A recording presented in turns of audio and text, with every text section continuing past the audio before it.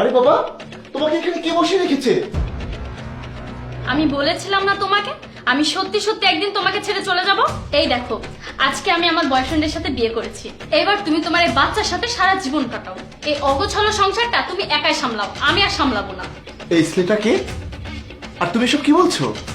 এটা সেই ছেলেটা যার সাথে তুমি আমাকে দেখা করতে যেতে দিতে না। এবার আমি ওকে বিয়ে করে ফেলেছি। এবার কিভাবে আটকাবে আমাকে? আমার সিদ্ধান্ত আমি নিয়ে ফেলেছি। আমার সিদ্ধান্ত হচ্ছে আমার এই স্বামীর সাথে আমি সারা জীবন কাটাবো, তোমার সাথে না। তাহলে আমি কি হই তোমার? তুমি আমার এক্স হাজবেন্ড। আর কিছু বলবে? এ আর কি বলবে?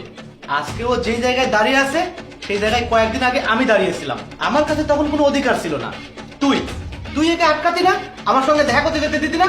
আজকে আমি ওই অধিকার নিয়ে তোর বাড়িতে তোর সামনে দাঁড়িয়ে আছি, আর তুই শুধু আমাকে তাকিয়ে তাকিয়ে দেখছিস। আর তুই তুই স্বামীর অধিকার রাখতিস, তাই তো? আর আমি আমি আজকে তোর থেকে সেই অধিকার কেড়ে নিয়েছি। এবার আমিও দেখবো আমার সামনে তুই কিভাবে আমার বউকে বাধা দিস। আমার জীবনটা বন্দি খাঁচা বানিয়ে রাখতো। সব সময় বলতো এখানে যেও না, ওর সাথে মিশো না, এটা করো না, ওইটা করো না। তুই আমার স্বামী ছিলি, স্বামীর মতোই থাকতিস। বাবার মতো কেন হতে চেয়েছিলি? এবার আমি আমার স্বাধীনতা নিজের হাতে করে নিয়েছি। এবার তুমি সুখে থেকো আর এই বাচ্চাটাকেও সুখে রেখো। না আমি তোমাকে ভালোবাসি, না তোমার এই বাচ্চাটাকে।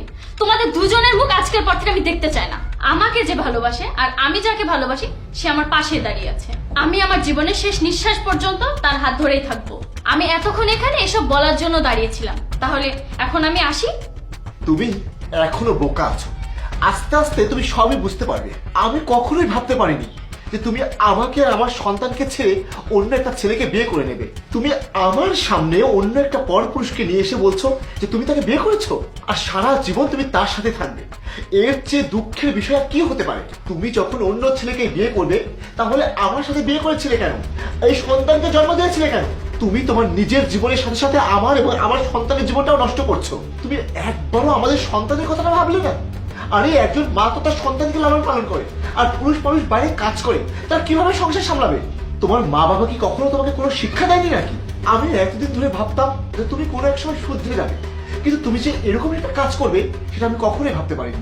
আরে পাড়া প্রতিবেশী আত্মীয় স্বজন অন্য কেউ জানলে তো মজা নেবে, তারা হাততালি দেবে। তাতে কি হয়েছে? তালি বাজাতে দাও। মানুষকে ভাবলো কি ভাবলো না তাতে আমার কি লাভ? আমার একটা কথা কান খুলে শুনে রাখো, আমি তুহিনকে ভালোবাসতাম আর আমি তোমাকে বাধ্য হয়ে বিয়ে করেছিলাম।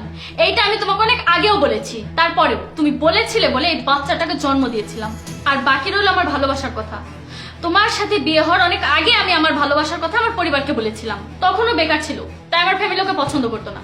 আর তোমার কাছে একটা ভালো চাকরি ছিল, ভালো বাড়ি ছিল, গাড়ি ছিল, টাকা পয়সা ছিল। কখনো তুমি আমাকে অভাবটা বুঝতে দিবে না। কিন্তু আমি তো অন্যজনকে ভালোবাসি, আর আমি যাকে ভালোবাসি না তার সাথে আমি সারা জীবন কিভাবে কাটাবো তুমিই বলো। তাই আমি তোমাকে ছেড়ে দিয়েছি। ঠিক আছে, তোমাকে আমি আর আটকাবো না। তুমি তো যাওয়ার জন্য অনেক আগে থেকেই প্ল্যান করে রেখেছো, আর যে যেতে চাই তাকে যেতে দেওয়াই ভালো। আর তুই, এই তোর কি লজ্জা করো না অন্য কারো বউয়ের সঙ্গে অ্যাফেয়ার করে তাকে বিয়ে করতে? অন্য কারো সংসার ভাঙতে কি তোর বিবেকে একটু বাধা দিল না? তুই কি একবার ভেবে দেখেছিস এই সবটা যদি তোর সঙ্গে হতো তাহলে তোর কেমন লাগতো? তোর কি খুব ভালো লাগছে? তুই তোর নিজের কথা ভেবে তোর নিজের জীবনের জন্য আমাদের 3টা জীবন নষ্ট করে দিচ্ছিস। এই লজ্জা করে না তোর? কেন আমি লজ্জা করতে যাব কেন? যে মেয়ে আমাকে ভালোবাসে কিন্তু আমাকে বিয়ে করতে পারেনি ওর পরিবারের জন্য, এতদিন আমি ওর জন্য অপেক্ষা করেছি, ও আমার জন্য অপেক্ষা করেছে, তাহলে আমি কেন লজ্জা করতে যাব? তখন আমি ওকে বিয়ে করতে পারিনি, আমার কাছে চাকরি ছিল না, আমার কাছে টাকা পয়সা ছিল না। এখন আমার কাছে চাকরি আছে, টাকা পয়সা আছে, ভালো বাড়ি আছে, তাহলে এখন কেন আমি ওকে বিয়ে করতে পারবো না? এই তুই যে এখন সামিয়ার সাথে এরকম ভালোবাসা ঢং করছিস, তোর যদি বুকে সাহস থাকতো না তাহলে সামিয়ার বিয়ের আগেই তুই সামিয়ার বাসায় গিয়ে সামিয়ার বাবা মায়ের সঙ্গে কথা বলতিস। আর তুই কি ভেবেছিস সামিয়া আমাকে ছেড়ে যাচ্ছে বলে কি তোকে খুব ভালোবাসবে? কখনোই না। শোন, পুরুষ মানুষের ভাগ্য আর মহিলাদের চরিত্র যে কোনো সময় পরিবর্তন হয়ে যেতে পারে। যে মেয়েটা আমাকে ছেড়ে চলে যাচ্ছে, তুই কি মনে করিস যে তোর থেকে বেটার কাউকে পেলে তোকে যে ছেড়ে যাবে না তার কোনো নিশ্চয়তা আছে? তুই কি মনে করছিস ও তোর সঙ্গে থাকবে? কখনো থাকবে না। ও যখন বেটার অপশন পাবে তখন আমার মতো তোকেও ছেড়ে চলে যাবে। মানছি আমি ওর স্বামী, ও আমাকে ছেড়ে চলে যেতেই পারে, কিন্তু ওর মধ্যে যদি মন থাকতো তাহলে ও নিজের সন্তানকে ছেড়ে কখনো চলে যেতে পারতো না। সামিয়া, তোমার যদি মনে হয় তুমি আমাকে ছেড়ে গিয়ে আমার সন্তানকে ছেড়ে গিয়ে সুখে থাকতে পারবে তাহলে যাও, আমি তোমাকে আর আটকাবো না।